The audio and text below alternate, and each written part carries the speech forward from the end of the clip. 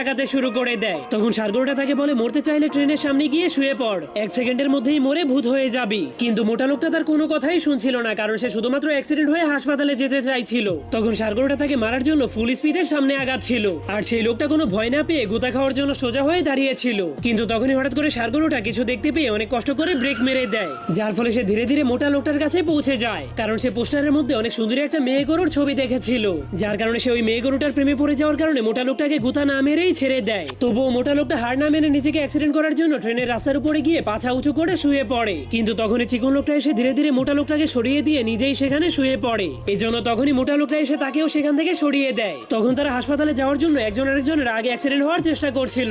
এজন্য যখনই ট্রেন তাদেরকে দেখতে পায় তখনই হর্ন বাজিয়ে তাদেরকে সেখান থেকে সরে যেতে বলে। কিন্তু তবুও তারা কোনো ভয় না পেয়ে অ্যাক্সিডেন্ট হওয়ার জন্য একজন আরেকজনের সাথে লড়াই শুরু করে দেয়, যার ফলে তারা ভুল করে ট্রেন আসলে একজন আরেকজনকে ঘুষি মেরে রাস্তা থেকে সরিয়ে দেওয়ার কারণে তাদের দুজনেরই জীবন বেঁচে যায়।